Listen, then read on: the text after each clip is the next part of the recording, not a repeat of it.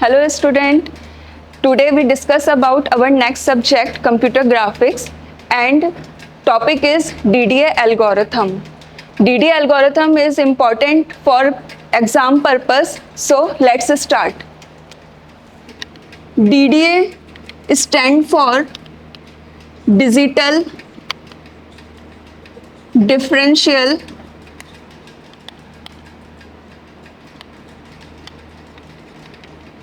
Analyzer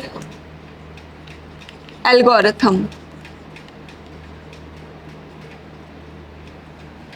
It is also known as line generation algorithm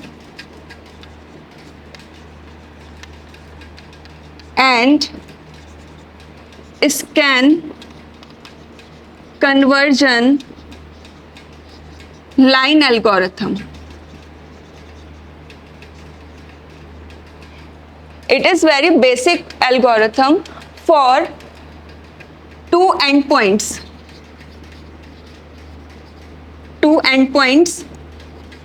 Like first is start point and second is end point. तो यहाँ पर आपको main एक चीज ध्यान रखनी है कि एक तो हमारे पास स्टार्ट पॉइंट होगा जिससे हमें लाइन ड्रॉ करनी शुरू करनी है और एक आपके पास एंड पॉइंट गिवन होगा जहां तक आपको पहुंचना है. सपोज मैंने एक एग्जांपल ले लिया कि आपके पास जो स्टार्टिंग पॉइंट है वो 0,0 है और एक एंडिंग पॉइंट है वो है आपके पास 8,4. तो आपको क्या करना है, आपके पास स्टार्ट पॉइंट गिवन है और एंड पॉइंट गिवन है और इनके बीच के आपको जो पिक्सल्स आपको डिफरेंट यहाँ पे फाइंड करने हैं जिसकी हेल्प से हमारे पास एक लाइन को हम ड्रॉ करेंगे. तो सबसे पहले आपको क्या ध्यान रखना है, यहाँ पर हमारे पास अगर हम लाइन की बात कर रहे हैं तो लाइन के लिए आपको स्ट्रेट लाइन का formula y = mx + b, m for slope and b for constant. तो सबसे पहले आपको क्या ध्यान रखना है, ये जो इक्वेशन है इसको आपको डिफरेंशिएट करना है. तो डिफरेंशिएट अगर आप करते हैं with the respect of x, तो आप जब डिफरेंशिएट करते हो तो आपके पास आएगा dy/dx = m. ठीक है, m आपके पास स्लोप है तो स्लोप के लिए m के लिए वैल्यू आपको निकालनी है y2 - y1 divided by x2 - x1. y2 - y1 कैसे फाइंड होगा, जैसे अभी हमने एक एग्जांपल लिया था कि आपके पास एक स्टार्टिंग पॉइंट है 0,0 और एक आपके पास एंडिंग पॉइंट है 8,4. तो आपको क्या करना है, ये हो गया x1 y1 और ये हो गया आपके पास x2 y2. इसी की हेल्प से आपको यहाँ पे फॉर्मूले में वैल्यू रखनी है और फाइंड करनी है. नेक्स्ट यहाँ पर आप dy/dx भी लिख सकते हैं और इसी को सेम हम लिख सकते हैं Δy/Δx. तो यहाँ पर m की वैल्यू आपने यहाँ पे फाइंड कर ली है, y2 - y1 आपने ये यहाँ पे रख देनी है. तो आपके पास वैल्यू क्या निकल के आ गई, Δy/Δx = y2 - y1. जब आप यहाँ से वैल्यू फाइंड करते हैं कोई भी न्यू वैल्यू के लिए तो Δy बन जाएगा आपके पास y2 - y1 upon x2 - x1 multiply by Δx. ठीक, अब यहाँ से जब हम लोग वैल्यू फाइंड करते हैं जो आपके न्यू पॉइंट्स बनेंगे, न्यू पॉइंट्स के लिए आपको वैल्यू निकालनी है तो वो क्या बनेगी, yn + 1 = yn + Δy. तो आपके पास यहाँ पे हो जाएगा yn + y2 - y1 upon x2 - x1 into Δx. ये एक छोटा सा कॉन्सेप्ट है जिससे हमें ये पता चलता है कि जो आप DDA एल्गोरिथम पढ़ रहे हो तो वहाँ पे लाइन का कितना बड़ा रोल है. तो यहाँ पर आपको मेन क्या ध्यान रखना है कि आपके पास एक आपके स्ट्रेट लाइन का फॉर्मूला y = mx + b है जिसकी हेल्प से आपने स्लोप यहाँ पे फाइंड कर लिया y2 - y1 upon x2 - x1. उसके बाद में आपको क्या करना है, नेक्स्ट वैल्यू फाइंड करनी है x के रिस्पेक्ट में भी और y के रिस्पेक्ट में भी. तो अब इसकी एल्गोरिथम देख लेते हैं. DDA एल्गोरिथम, ये मैंने आपको एल्गोरिथम लिखी है, इसको देख लेते हैं. Step 1, read two end points x1, y1 and x2, y2 for line segment. जैसे अभी मैंने आपको बताया था कि आपके पास दो पॉइंट्स होने की जरूरत है, एक स्टार्टिंग पॉइंट और एक आपका एंडिंग पॉइंट। तो यहाँ पर a हमने जैसे लिया 0,0 और b हमने लिया यहाँ पर 8,4।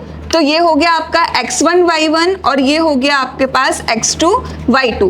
तो जब तक हमारे पास दो पॉइंट्स नहीं होंगे, एक स्टार्ट पॉइंट नहीं होगा और एक एंड पॉइंट नहीं होगा, तब तक ये एल्गोरिथम आप यूज नहीं कर सकते।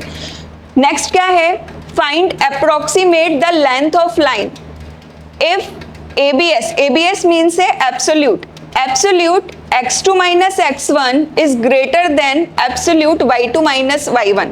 इसका क्या मतलब है, एब्सोल्यूट का मीनिंग यहाँ पर है, एब्सोल्यूट को जो यूज किया जाता है वो यूज किया जाता है, ये एक फंक्शन की तरह काम करता है। फंक्शन में क्या है कि अगर कोई वैल्यू, जैसे आपके पास y2 माइनस y1 है, तो अगर इसका डिफरेंस, इन दोनों का डिफरेंस अगर निगेटिव आ रहा है तो ये क्या करता है, उसको कन्वर्ट कराता है किसमें, पॉजिटिव में।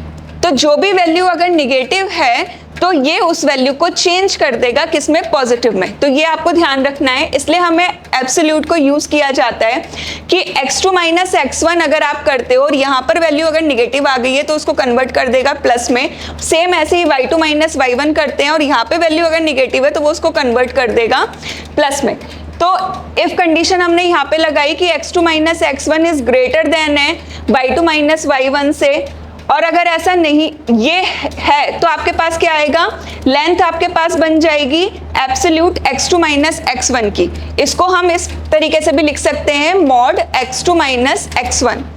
और अगर ये कंडीशन नहीं है, कंडीशन क्या बनेगी, अगर x2 माइनस x1 छोटा आ गया y2 माइनस y1 से, तो आपको पास क्या बनेगा, लेंथ बनेगी एब्सोल्यूट y2 माइनस y1 की।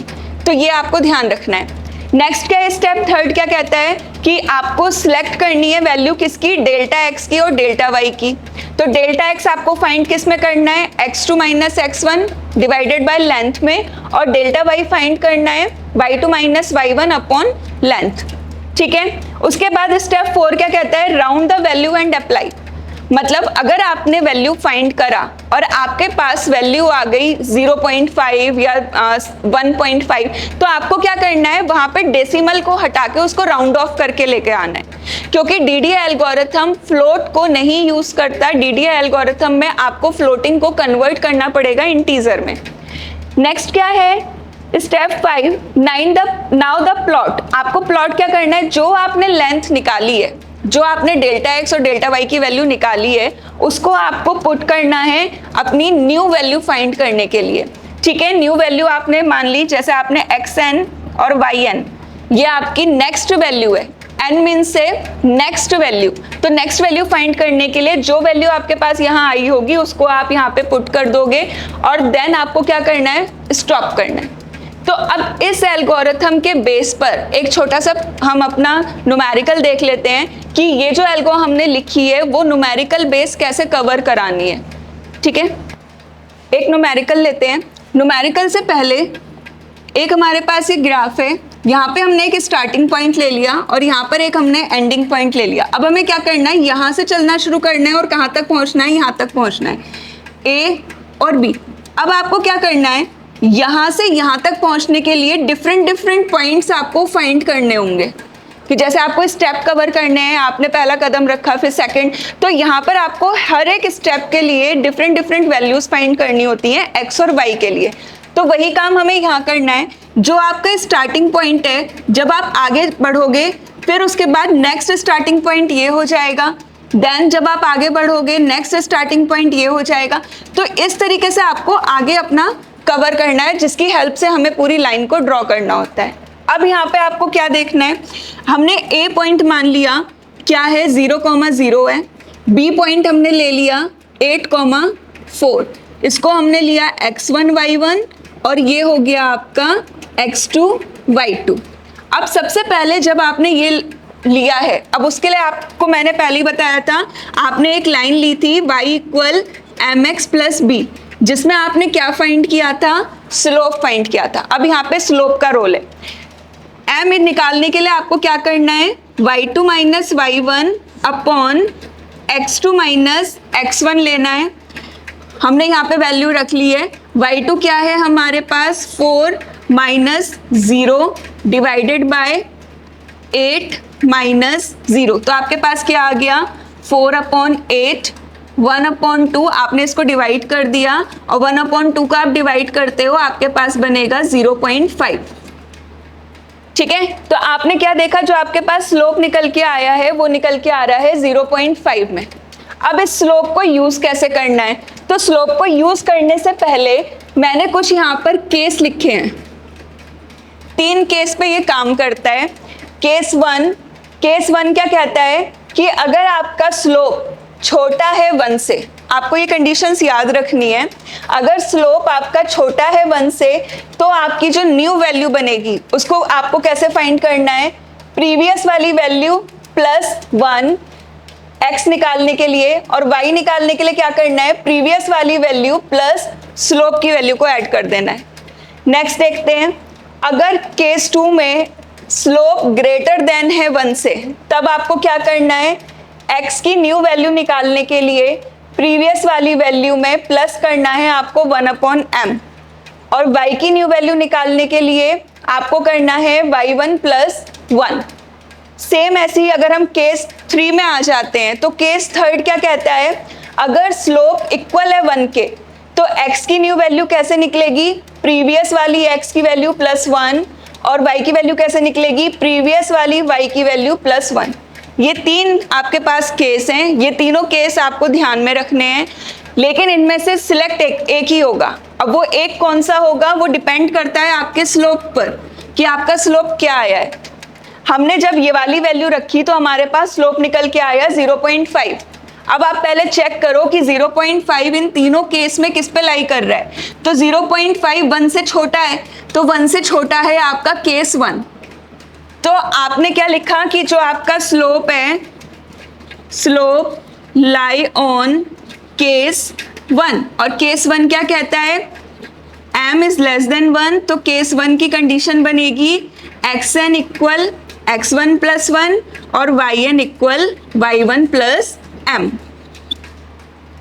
अब आपको सिर्फ इसी के बेस पर पूरा न्यूमेरिकल अपना सॉल्व करना है।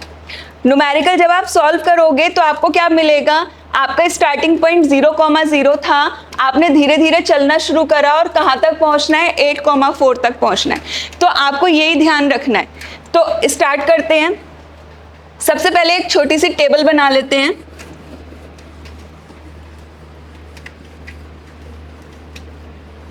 हमने फाइंड करा m इक्वल 0.5 जो हमें चाहिए, और हमें लाई करना है किस पे, केस 1 पे। तो सबसे पहले हमने क्या लिखा, एक हमने टेबल बना लिया y1, एक टेबल बना लिया हमने x1 और y1। तो हमने ये रो सिलेक्ट कर लिए हैं। अब सबसे पहले आपको क्या करना है, आपका ये स्टार्टिंग पॉइंट है, तो स्टार्टिंग पॉइंट आपने कहाँ से शुरू करा, 0,0 से। तो हमारा x1 0 था, y1 हमारे पास 0, x2 की वैल्यू हमारे पास 8 थी और y2 की वैल्यू 4, जो अभी हमने अपना क्वेश्चन लिया था 0,0 और b था हमारा 8,4। इसको हमने डिवाइड कर लिया इस फॉर्मेट में।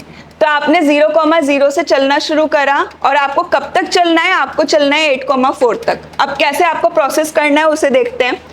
आपके पास यहाँ पे 0 है, आपका स्लोप लाई कर रहा था केस 1 पे। केस 1 में नेक्स्ट वैल्यू निकालने के लिए प्रीवियस वाली में +1 करना है।